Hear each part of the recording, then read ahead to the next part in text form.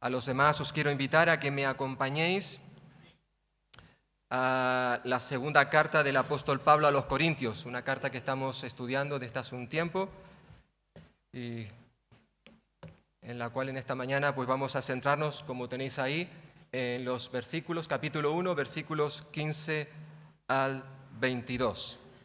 Y vamos a leer estos versículos, que dice así. Segunda de Corintios, capítulo 1, versículo...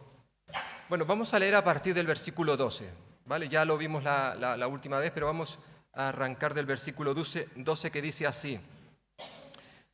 Porque nuestra gloria es esta, el testimonio de nuestra conciencia, que con sencillez y sinceridad de Dios, no con sabiduría humana, sino con la gracia de Dios, nos hemos conducido en el mundo y mucho más con vosotros.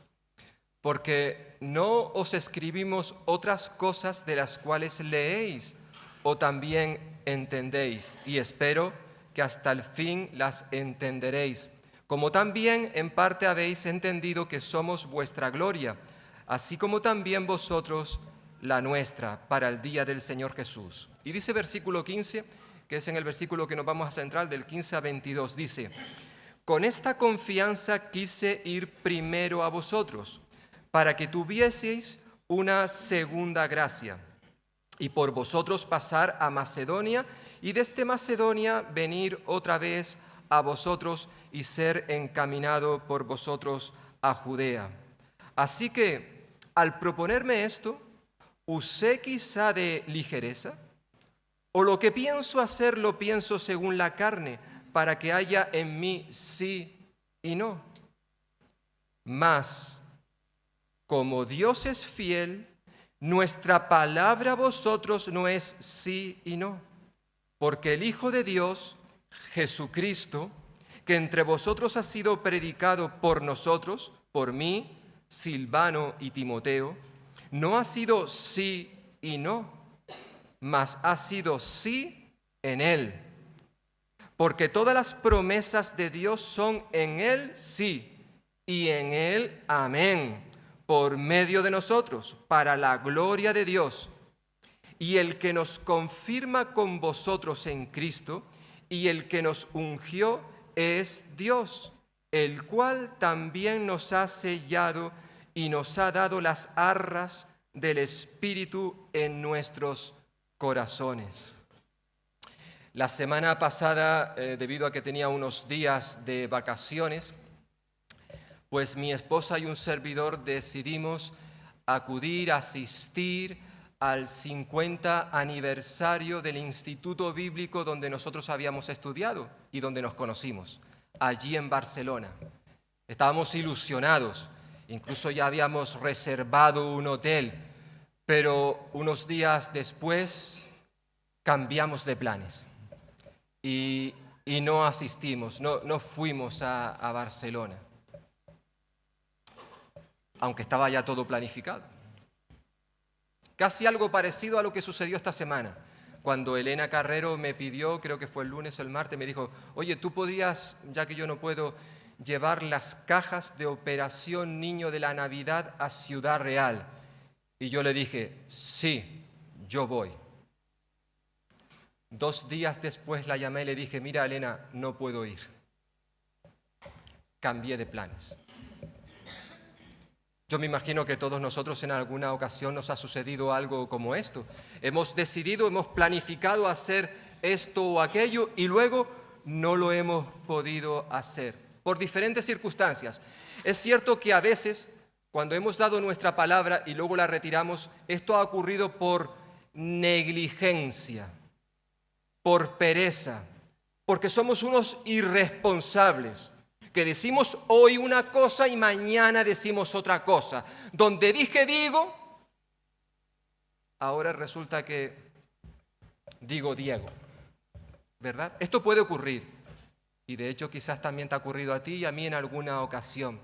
También es cierto que otras veces sucede que aunque teníamos toda la intención de llevar a cabo lo que habíamos planificado, pueden haber circunstancias en nuestra vida que nos llevan a cambiar de planes. No es lo que queríamos. Teníamos claro, voy a hacer esto, voy a ir a tal lugar, pero luego ocurren ciertas circunstancias ajenas a nosotros, causas de fuerza mayor, como solemos decir, que nos impiden hacer esto o aquello. En cierta forma esto nos lleva a recordar, hermanos y hermanas, y amigos y amigas, que aunque tú y yo podamos planificar, decidir hacer ciertas cosas, al final, quien tiene la última palabra de si hacemos o no hacemos aquello, va a ser el Señor. Esa es la realidad. Creo que es legítimo, que es correcto que tú y yo planifiquemos, decidamos, pues estas Navidades voy a hacer un viaje y vamos a ir a ver a la familia. ¿Es correcto o no es correcto? Pues sí, claro, no pasa nada, pero al menos los creyentes hemos de recordar que aunque tú y yo podamos tener ciertos planes, tenemos que saber que a veces Dios puede decir adelante con esos planes o los puede cambiar. Esa es la realidad. Decía un proverbio muy conocido, Proverbios capítulo 16, versículo 1, el ser humano, el hombre y la mujer, hace planes, pero la palabra final la tiene el Señor. En cierta forma, este proverbio bíblico nos recuerda ese refrán que no está en la Biblia. A veces decimos, la Biblia dice, no, la Biblia no dice eso.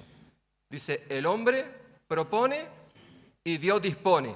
Es una frase que por lo visto dijo un tal Thomas de Kempis.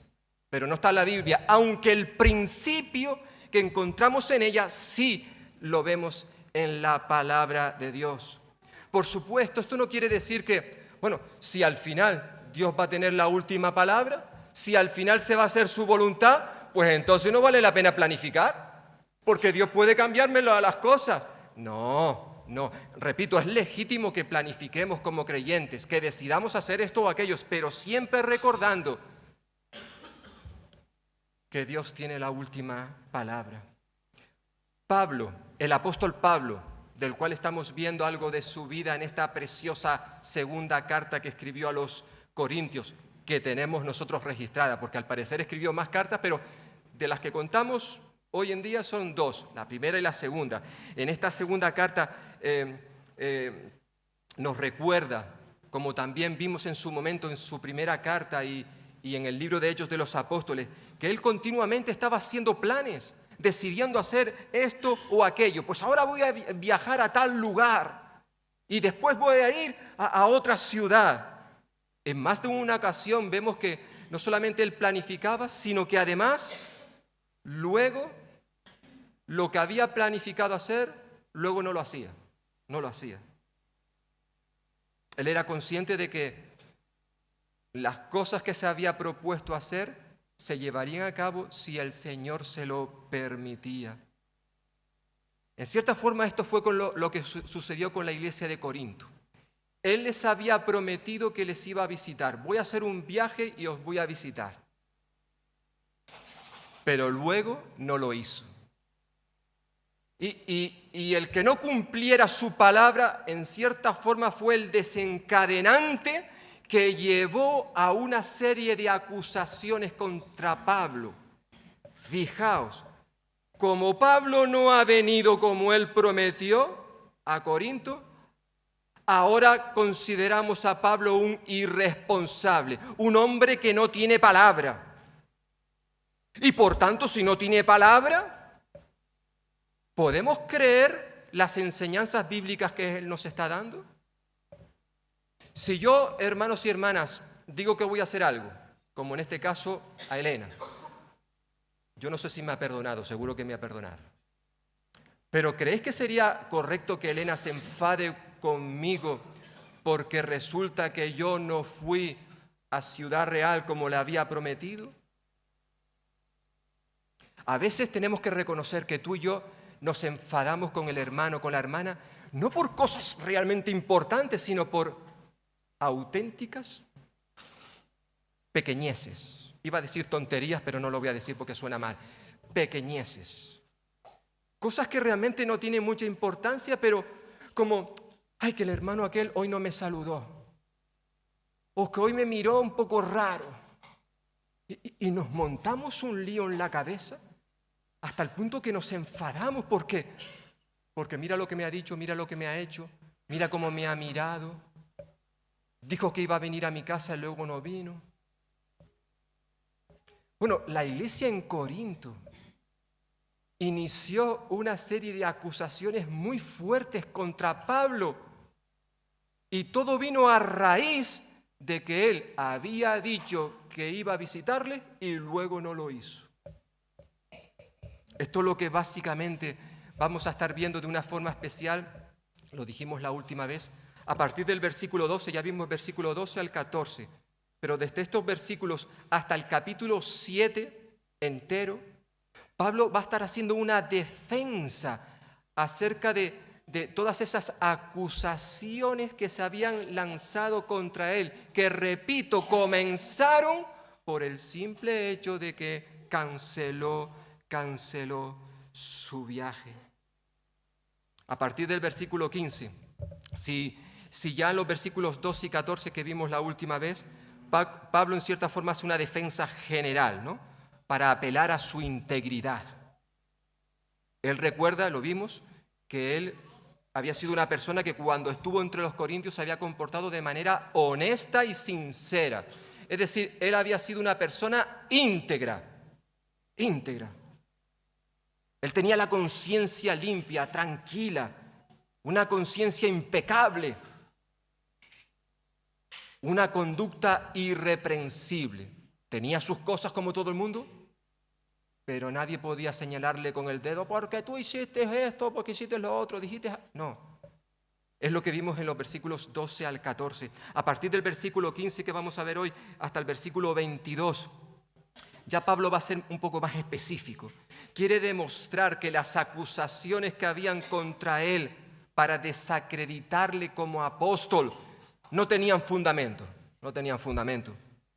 Debemos recordar, hermanos y hermanas, lo hemos dicho varias veces y es bueno insistir en ello, que Pablo hace toda esta defensa no porque él se sintiera dolido, ay, mira lo que me han dicho, ay, mira cómo me han mirado, no. Pablo, evidentemente, que le acusaran de ciertas cosas que no eran ciertas, le molestaba. Pero Pablo hace toda esta defensa tan coherente, por así decirlo, tan sólida, firme. ¿Por qué? Porque lo que estaba en juego no era tanto su reputación personal, sino las enseñanzas que encontramos en la palabra. Lo que estaba en juego era la verdad del Evangelio, porque evidentemente si los que nos subimos aquí a predicar, ya sea los domingos, los jueves o los sábados, aquellos que proclamamos la palabra de Dios, con nuestros labios decimos una cosa, pero luego nuestra vida hace otra cosa, pues es normal que la gente se mosquee, es normal que la gente diga, yo paso de las cosas que se enseñan en la Biblia, o de las cosas que se enseñan en la iglesia, porque total, esta gente habla mucho, pero luego su vida no tiene nada que ver con lo que están predicando. Por tanto, lo que estaba en juego no era tanto la reputación de Pablo, sino la verdad del Evangelio. Y es por eso que Pablo dedica tantos versículos, tantos capítulos a decir, señores, que estáis equivocados. Y lo voy a demostrar, ¿cómo? Con las verdades bíblicas, con la verdad del Evangelio.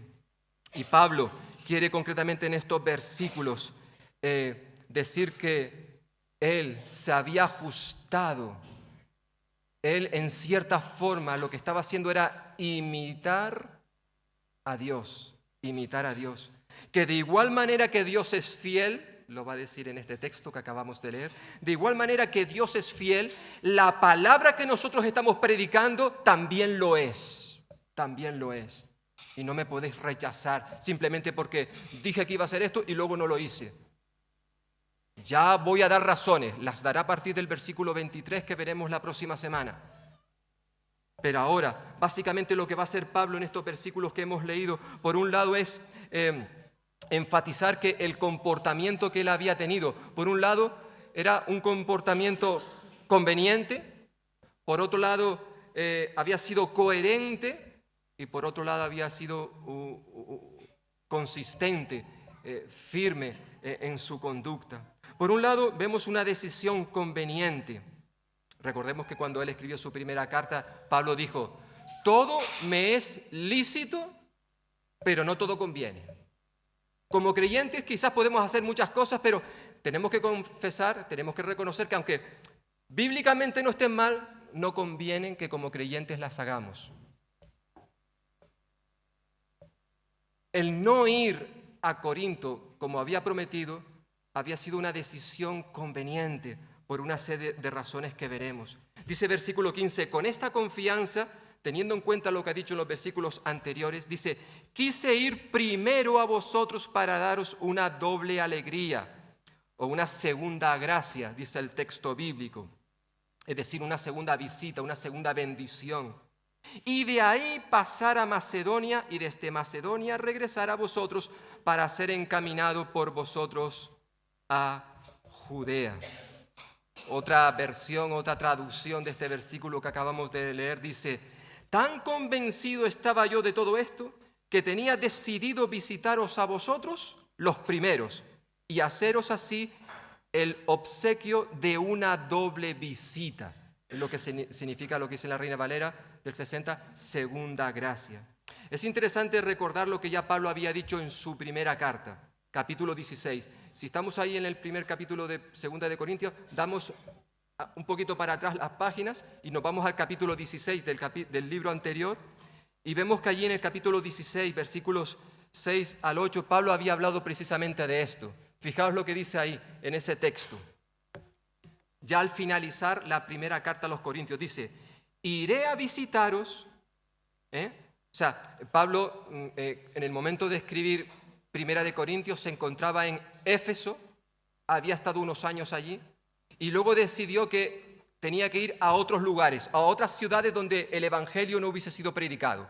Pero antes de hacerlo decidió visitar todas las iglesias que él había fundado, entre ellas Corinto. Y dice ahí en ese texto: iré a visitaros cuando haya pasado por Macedonia, pues por Macedonia tengo que pasar. Y puede ser que me quede con vosotros, o aún pase el invierno, dice. Espero estar con vosotros algún tiempo, si el Señor lo permite. Por tanto, si hemos sido observadores, nos daremos cuenta que en su plan original, Pablo quiso ir primero a Macedonia. Estamos leyendo en ese texto que tenemos ahí. Es decir, Macedonia, estamos hablando de esa zona donde había ciudades como Filipos, Tesalónica, Berea. Algunas de estas ciudades Pablo les escribió una carta y la tenemos aquí en la Escritura. Yo quiero ir a Macedonia y después viajar a Corinto y además quedarme un largo tiempo. Pero, aunque ese era su plan original, si ahora volvemos a nuestro texto, a 2 de Corintios capítulo 1, ¿vale? Vamos a nuestro texto que estamos estudiando en esta mañana, observaremos que Pablo ya había cambiado de planes, porque dijo primero ir a Macedonia, pero ahora en su segunda carta hemos leído que él quería ir primero, con esta confianza, versículo 15, quise ir primero a vosotros, a los corintios, y después a Macedonia. Y al regresar de Macedonia, volver a pasar por Corinto. Por eso habla de una segunda gracia, una segunda visita. Es lo que nos está diciendo Pablo.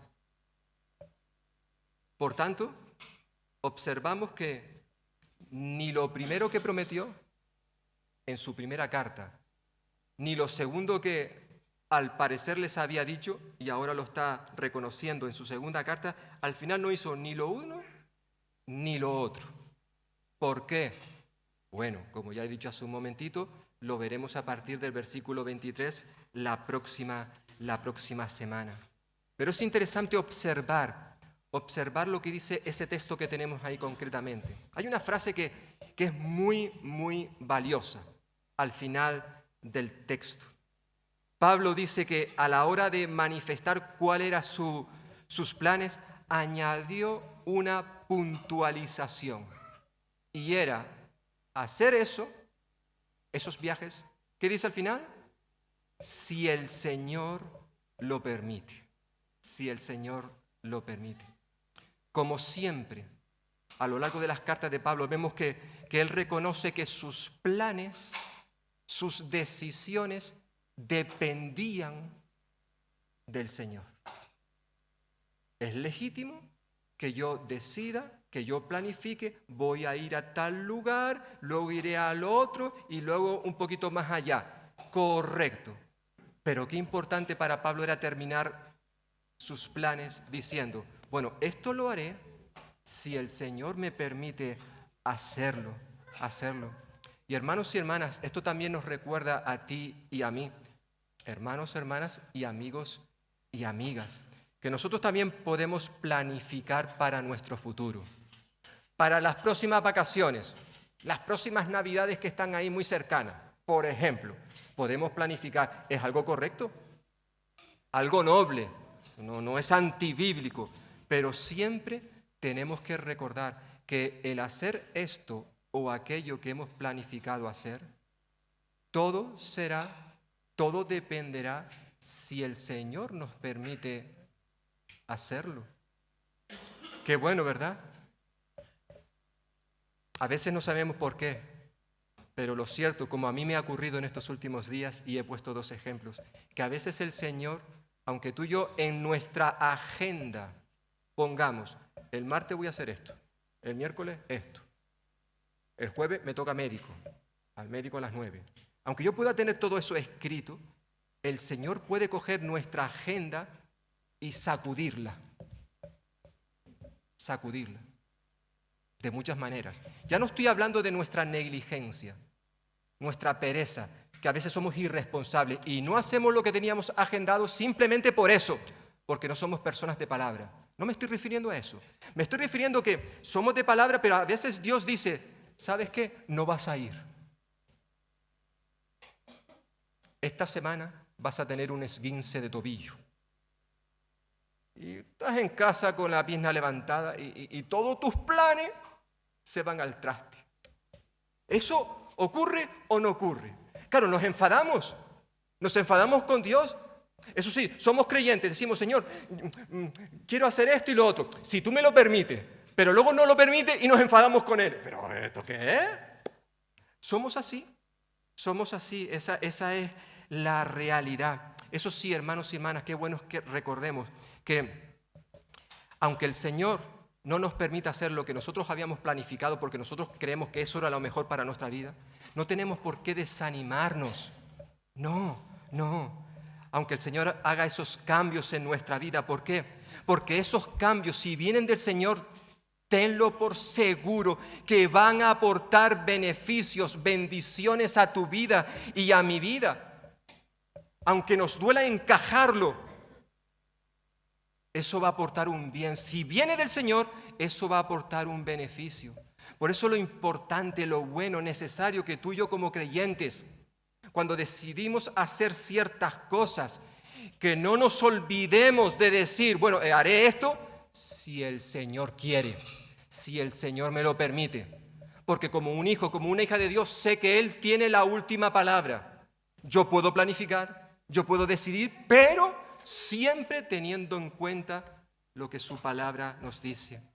Pablo hizo unos cambios, veremos qué fue lo que llevó a hacerlo, pero evidentemente Pablo está transmitiendo que lo que hizo era lo que convenía. Eso en primer lugar. En segundo lugar, vemos que Pablo tuvo una actuación coherente, versículo 17. Él dice, así que al proponerme esto, es decir, al ir a visitaros, y luego no lo hizo, ¿vale? Él dice, al proponerme esto, actué precipitadamente o con ligereza, dice otras versiones, o no lo pensé seriamente. Otra pregunta, o lo que pienso hacer, lo pienso según la carne para que haya en mí sí y no. Es evidente por el versículo 17 que acabamos de leer, de este se desprende que una de las consecuencias que vino para Pablo debido a su cambio de planes fue que le acusaron de actuar a la ligera, de actuar precipitadamente, de no pensar las cosas antes de decirlas. Es de eso de lo que le están acusando. Por eso él hace estas preguntas. Y no solamente le acusaban de actuar de manera precipitada, sino además le acusaban de planificar según la carne, sigue diciendo este versículo. Es decir, de no tomar en cuenta a Dios a la hora de decidir, como hacen aquellas personas que no tienen a Cristo en sus vidas. Como no tienen a Dios, pues deciden de una manera humanamente hablando. No tienen en cuenta a Dios en sus vidas. Y por eso hoy dicen una cosa y mañana puedes decir otra cosa. Porque deciden a voleo. Y Pablo dice, no, yo no actúo de esta forma. ¿Para qué? Para que no haya en mí sí y no a la vez. Hoy digo una cosa y mañana digo otra cosa. Hoy digo sí a esto y mañana digo que no. Pablo dice, no. Yo no soy de esa clase de personas, señores. ¿Es que no me conocéis? ¿No llevamos tanto tiempo conociéndonos? Que estuvo allí en Corinto, recordemos, 1 año y medio. Él fue el fundador de la iglesia. Pablo no era de esa clase de persona que actúa frívolamente, ligeramente, sin pensarse las cosas. Y aunque ya hemos dicho que Pablo va a dar las razones de por qué actúa de esta forma a partir del versículo 3, sin embargo, él ahora quiere declarar que él ha cambiado sus planes, no lo niega, no niega que no lo haya hecho, ¿vale? Pero esto no lo ha hecho porque él sea un irresponsable. Hermanos y hermanas, aunque Pablo tuvo motivos de peso para no viajar a Corinto, sin embargo, fijaos, él hizo todo lo posible para que los corintios conocieran el por qué había decidido hacer esos cambios. Él quiere compartirlo, lo vamos a ver. No siempre estamos obligados a tener que dar explicaciones de por qué hice esto o por qué hice lo otro. ¿Por qué dije que iba a ir y luego no fui? No siempre tenemos que dar explicaciones. Esa es la realidad.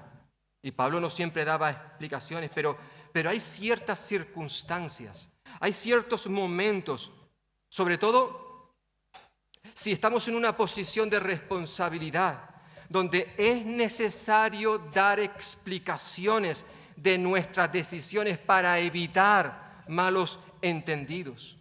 Hermanos y hermanas, como creyentes estamos llamados a cuidar nuestra reputación, dando razón a la gente que demanda por qué hemos actuado de esta forma o de la otra. Repito, no siempre tenemos que hacer esto, pero hay circunstancias concretas donde tenemos que decir por qué he ido a tal lugar, por qué estoy con aquella persona, por qué no hice esto, por qué no hice lo otro. Y sobre todo, repito, si estamos en una posición de responsabilidad. La gente necesita saber que somos personas honestas, sinceras, íntegras, como estuvimos viendo la última vez. Y por eso es necesario a veces tener que dar explicaciones. Repito, no siempre, pero hay veces donde tenemos que hacerlo. Decía el apóstol Pedro en ese pasaje que tenéis ahí, Primera de Pedro capítulo 3. Dice Pedro, glorificad, o dicho de otra forma, honrad en vuestro corazón a Cristo, el Señor, estando dispuestos en todo momento a dar razón de vuestra esperanza a cualquiera que os pida explicaciones. Pero, eso sí, hacedlo con dulzura y respeto, como quien tiene limpia la conciencia. ¿Para qué? Para que quienes critican vuestra buena conducta cristiana queden avergonzados de sus calumnias. Nosotros, hermanos, tenemos que cuidar nuestra reputación. Sí, Señor. Porque nosotros estamos reflejando a Cristo en nuestra vida. Y aunque, repito, incluso aunque demos explicaciones, a veces la gente nos va a criticar. Esa es la realidad. Pero nosotros tenemos que hacer lo que esté en nuestra mano para que nuestro testimonio sea limpio, puro, que honre al Señor.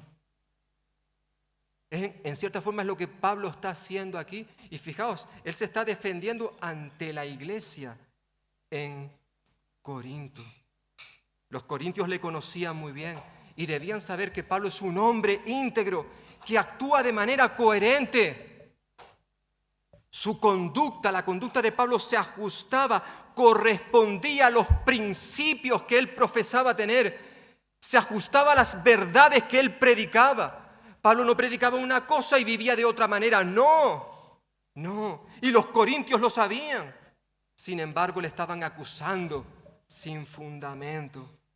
Es por eso que en vez de dar una razón de por qué no viajó a Corinto, ahora concretamente lo que va a hacer es dar una afirmación, hacer una afirmación consistente, firme, sólida sobre la fidelidad de Dios. Deja en cierta forma a partir de ahora del versículo 17, concretamente del 18 al 22, Pablo deja a un lado lo personal y se centra en lo doctrinal. Yo no quiero hablar de mí, voy a hablar de alguien más importante que yo, de nuestro Dios, para que quede claro que yo he actuado como Él y que vuestras acusaciones no tienen ningún sentido. Por tanto, ahora, versículos 18 al 22, encontramos una afirmación, como he dicho, consistente, firme, sólida, indiscutible. Pablo inicia esta defensa en cuanto a sus cambios de planes, afirmando en primer lugar la fidelidad de Dios. Dice versículo 18, Dios es fiel. La fidelidad de Dios es un tema que aparece en muchas de las cartas, o en la mayoría de las cartas del apóstol Pablo. Y él quiere señalar al menos cuatro cosas que muestran la fidelidad de Dios. Por un lado, ahí lo pongo todo ya entero y así ya podéis tomar nota. Por un lado, Pablo dice que la palabra que él está predicando es una palabra digna de confianza. Versículo 18, pero como Dios es fiel, nuestra palabra a vosotros no es sí y no. Es decir, Pablo está afirmando, Dios es fiel, y como Dios es fiel, entonces el mensaje que nosotros predicamos también lo es. Esa frase que aparece en el versículo 18, nuestra palabra a vosotros, está haciendo referencia a nuestra predicación. ¿La de quién? Bueno, la de Pablo, menciona ahí versículo 18, y versículo 19 recuerda que ahí también está metido Silvano y Timoteo, dos de sus colaboradores. Y él dice que lo que ellos estaban predicando era la palabra de Dios. Y si Dios es fiel, ¿nuestra palabra también es fiel? ¿O alguien lo duda? En cierta forma preguntaría Pablo a los corintios. La palabra que nosotros predicamos no se contradice.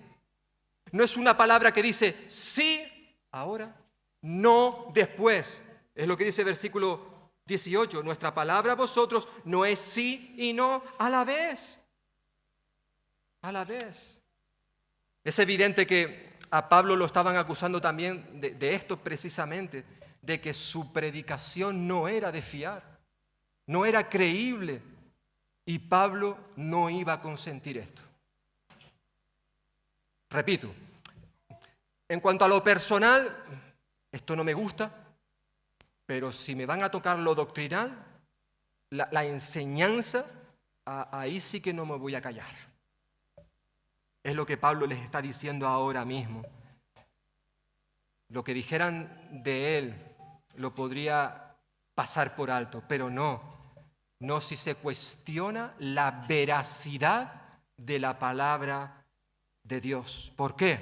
Porque como él ha dicho ahora, versículo 18, Dios es fiel. Dios es fiel. Por tanto, si ellos confiaban en lo que Pablo les estaba comunicando, en la palabra de Dios, ¿por qué ahora van a dejar de confiar en él cuando cambia de planes? ¿Alguna razón tendrá? pero no vamos a desconfiar de lo que nos está enseñando. Como decía hace un ratito, hermanos, hermanas, es triste saber que hay personas que argumentan que no quieren saber nada de Dios, no quieren saber nada de la iglesia, por el simple hecho de que esas personas conocen a algunos cristianos, a algunos creyentes. Yo conozco a fulanito, a menganito, esos que van a la iglesia evangélica. Madre mía, ¿cómo son esos? Y si esa gente vive de esta forma, a mí no me interesa el Dios de esos cristianos. Creo, lo he dicho más de una ocasión, que uno de los mayores obstáculos para que la gente quiera venir aquí, para que la gente quiera conocer acerca de Dios, uno de los mayores obstáculos son los propios creyentes.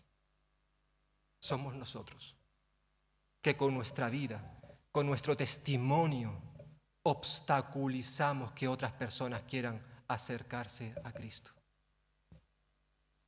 Y a lo mejor hay alguien que está aquí o que me está viendo a través de las redes sociales y que está diciendo, yo soy uno de esos, yo no quiero saber nada de la iglesia. Bueno, siento mucho, es triste que a veces algunas de las acusaciones que se hacen contra los creyentes, es triste decir que son reales, son ciertas. Pero querido amigo y amiga que me estás escuchando aquí o por las redes, no utilices ese comentario, ese argumento como una excusa para no querer saber de Dios. Este que te está hablando, yo soy uno de ellos que reconozco que tengo tantas imperfecciones, pero yo predico acerca de un Dios que es perfecto, un Dios que es fiel. Yo puedo incumplir, yo puedo faltar a mi palabra. Sí, es cierto, pero yo proclamo a un Dios que es fiel, que cumple sus promesas. Y aunque a lo mejor yo pueda ser un estorbo para tu vida, amigo y amiga, créeme, Dios no actúa de la misma manera que yo actúo. Es por eso que no puedes excusarte en no quiero saber de Dios porque hay cristianos que no viven a Dios. Vale, es cierto. Otros me dicen que en la iglesia hay muchos hipócritas. Algunos los hay, claro. ¿Hay mala gente? Sí. Pero tú conoces a otros que son buenos. Sí, yo conozco a fulanito. El otro, aquel. Qué buena gente que hay. Pues entonces, en la iglesia, como en cualquier otro lugar, hay buena gente y mala gente. Esa es la realidad. Pero yo no vengo por la gente, aunque evidentemente eso es importante. Yo vengo porque en la iglesia, en tal o cual lugar, se predica, se habla de un Dios de amor, un Dios que es fiel, un Dios que cumple sus promesas. Pablo está recordándonos en este pasaje que la palabra que él predica es una palabra digna de confianza, digna de confianza. En segundo lugar, vemos que esta palabra es una palabra centrada en Cristo. Versículo 19, porque el Hijo de Dios, Jesucristo, que entre vosotros ha sido predicado por nosotros, por mí, Pablo, Silvano y Timoteo, no ha sido sí y no, sino solamente sí en Él. Pablo está declarando, hermanos y hermanas, de una forma hermosa, que el tema, el centro de su predicación y la de los demás ministros, el centro es Cristo Jesús. Es lo que está diciendo el texto, Cristo Jesús. Y además está diciendo Pablo que este Cristo Jesús es el Hijo de Dios. O dicho de otra forma, Jesús es Dios hecho hombre. Lo hemos cantado hace un momento, lo predicábamos en el culto de bautismo hace 2 semanas. Cuando una persona dice que cree en Dios, si realmente creemos en Jesucristo, tenemos que creer que ese niño que nació en Belén y que vamos a recordarlo en los próximos días, ese niño era Dios hecho hombre, tenía una doble naturaleza. Yo sé que es difícil entender esto, pero ese niño era Dios y hombre a la vez. Eso es lo que está diciendo con esta expresión, con este título, Hijo de Dios. Dicho de otra manera, Dios el Hijo. Jesús tiene una naturaleza divina. Creemos en un Dios y Padre, en un Dios Hijo y en un Dios Espíritu Santo. Ahora volveremos a esto, porque Pablo va a hacer mención de la Trinidad, una palabra que no aparece en la Biblia, pero nosotros creemos en un Dios trino, un Dios que se manifiesta en tres personas. No creemos en tres dioses, no, eso no lo enseña la Biblia. Creemos en un solo Dios que se manifiesta en tres personas: Dios Padre, Dios Hijo y Dios Espíritu Santo. Eso es lo que enseña la Biblia, las Escrituras. Y Pablo habla de Jesucristo como el Hijo de Dios. Y este Jesucristo, está Pablo diciendo, versículo 19, no tiene doblez. No dice una cosa ahora y mañana dice otra cosa. No, Jesús es la verdad. Él mismo habló de sí mismo de esta forma: yo soy la verdad. Juan capítulo 14, versículo 6. Pablo está diciendo en este versículo 19 que al igual que Dios es fiel, Jesús, el Hijo de Dios, es también fiel. Él no ha cambiado. Ya lo decía el autor de la epístola a los Hebreos: Jesucristo es el mismo ayer, hoy y por los siglos, para siempre. No ha cambiado. Y Pablo está recordando que tanto él como Silvano, Timoteo, dice que ellos habían predicado a este Jesús de una manera fiel. Ellos, estos misioneros, estos ministros, fueron los medios que Dios utilizó para llevar la verdad a los corintios. Y hermanos y hermanas, este mismo procedimiento es el que sigue usando Dios en nuestros días. Si queremos que la gente conozca a este Dios que se hizo hombre en la persona de su Hijo Jesucristo, si queremos creer en Él, conocerle, tenemos que seguir predicando a Cristo Jesús. Sigue ahí el cartel, ¿eh? Qué bueno que cuando se pone toda esta decoración, que no tapemos ese cartel. Nosotros predicamos a Cristo, y no solamente lo predicamos aquí, sino fuera de aquí.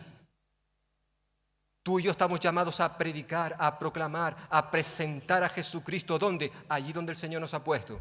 ¿Estás estudiando? ¿Instituto? ¿Universidad? Allí tienes que hablar de Cristo. ¿Vas a hacer la compra al supermercado? Allí tienes que hablar de Cristo. En tu lugar de trabajo, con los vecinos, la predicación de Cristo, lo que hacemos aquí, y por eso lo hemos puesto en ese cartel, no es algo que concretamente se hace en este lugar única y exclusivamente, no. Nosotros tenemos que hablar de Cristo allí donde el Señor nos ha puesto. Esto no ha cambiado. Y Pablo recuerda que su predicación, como la nuestra, tiene que estar siempre centrada en Cristo. Dejémonos de historietas. La gente necesita oír hablar de Jesús y no de nuestros problemas, o no si esto me gusta o no me gusta, o mira lo que me hizo aquel, mira lo que me hizo aquella. Hablemos de Cristo, una palabra centrada en Cristo. Era también una palabra llena de esperanza. Versículo 20, todas las promesas que ha hecho Dios son sí en Cristo. Así que por medio de Cristo respondemos amén, para la gloria de Dios. Dicho de otra forma, Pablo nos está diciendo que lo que Dios había prometido en el pasado, a través de los profetas, en el Antiguo Testamento, todas esas promesas se cumplen en Cristo. En Cristo. Cuando Jesús murió en una cruz, al tercer día resucitó. La gente estaba triste, lloriqueando. ¡Ay, se ha muerto! ¡Ay, qué será de nosotros! Habían dos que iban hacia una aldea llamada Emaús. Y de repente, mientras hablaban de estas cosas que habían sucedido en los últimos 3 días, se acercó alguien a ellos. Era Jesús, resucitado. Ellos no lo sabían. Y una vez que Jesús les escuchó, les dijo, pero no era necesario que se cumpliese lo que habían dicho los profetas en la antigüedad, de que el Cristo tenía que morir y resucitar al tercer día. Pues esto se ha cumplido, se ha cumplido. Dios lo que promete lo cumple en su Hijo. En estos días vamos a recordar precisamente una de esas promesas cumplidas.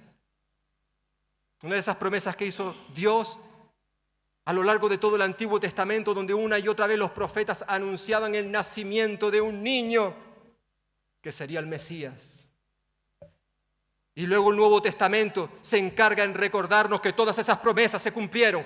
Unas se cumplieron, otras se están cumpliendo y otras se cumplirán. Pablo lo dijo a los Gálatas, capítulo 4, versículo 4, cuando vino el cumplimiento del tiempo. No fue antes ni después. Cuando vino el cumplimiento del tiempo, Dios envió a su Hijo nacido de mujer. Eso fue lo que ocurrió en Belén, en aquel pesebre. El Hijo de Dios nació. Qué bueno, ¿verdad? ¿Por qué? Porque lo que Dios promete, lo cumple. Tanto esas promesas que nos gustan, nos encantan, como aquellas que tampoco nos gustan. Y eso es bueno saberlo. Dios ha prometido, por ejemplo, que está establecido para el hombre, para la mujer, que mueran una sola vez. Y después de esto habrá un juicio. Esto no nos gusta, ¿verdad? Pero eso se va a cumplir. Lo que Dios dice en su palabra, se cumple.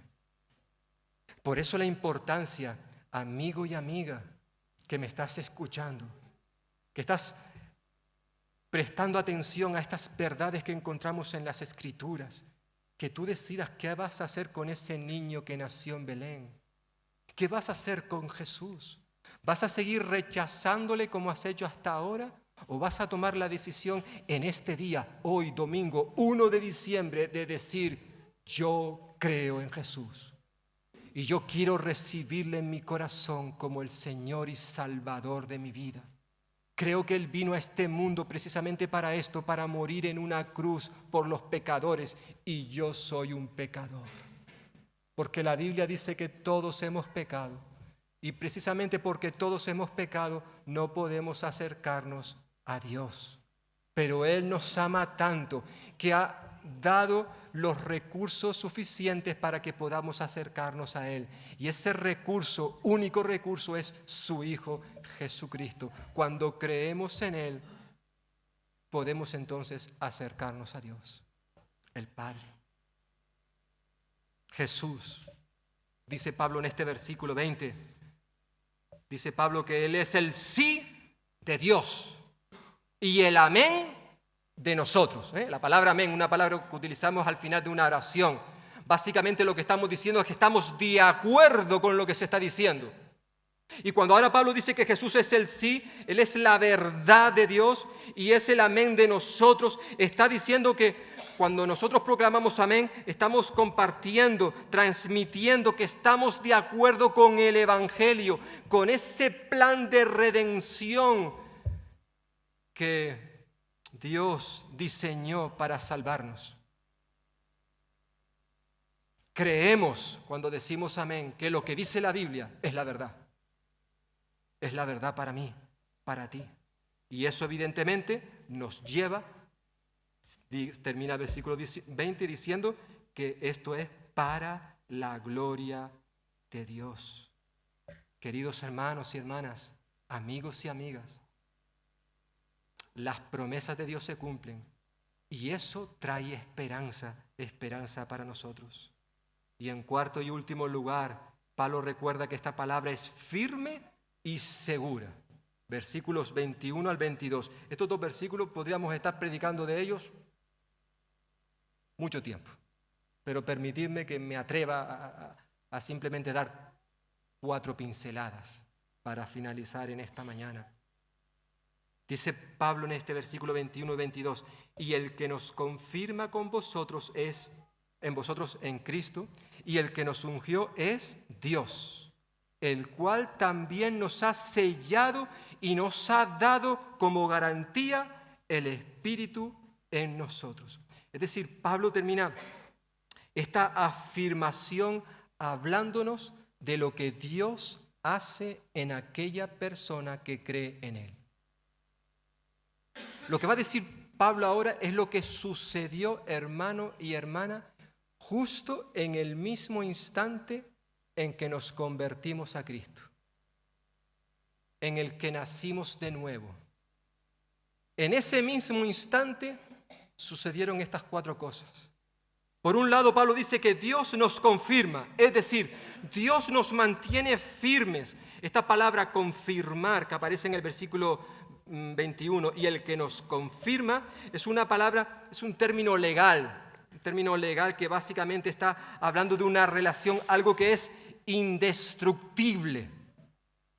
Dios nos ha confirmado en su Hijo Jesucristo. Además, dice en segundo lugar, Dios nos ungió. Dios nos ungió. Sabemos que en el Antiguo Testamento habían ciertas personas destinadas para un ministerio especial que eran ungidas con aceite. Los sacerdotes, los profetas y los reyes. Jesucristo también fue ungido. Él es el ungido de Dios.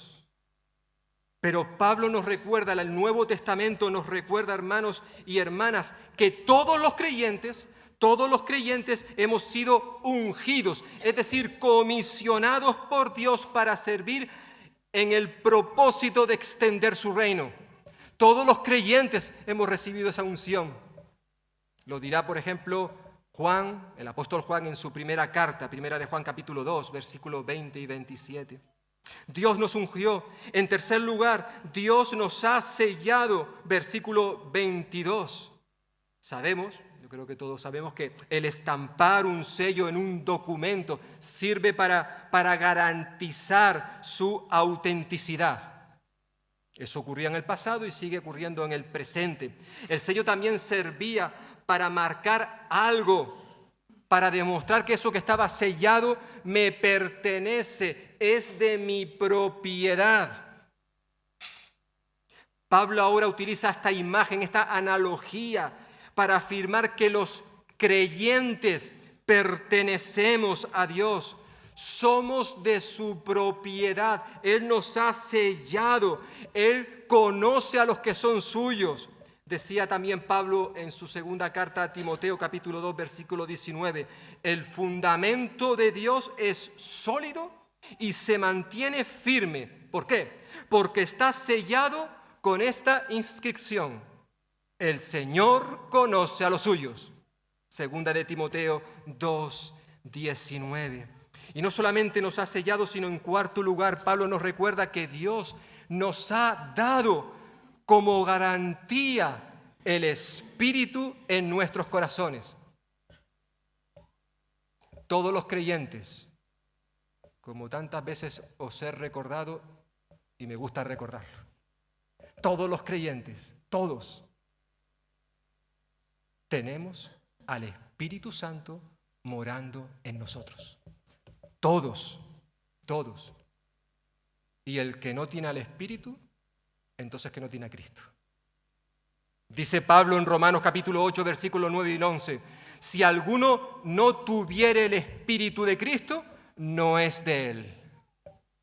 Pero si el Espíritu de aquel que levantó de los muertos a Jesús mora en vosotros, el que levantó a los muertos a Cristo Jesús dará vida también a vuestros cuerpos mortales por su Espíritu que mora en vosotros. Todos los creyentes tenemos al Espíritu Santo en nuestra vida.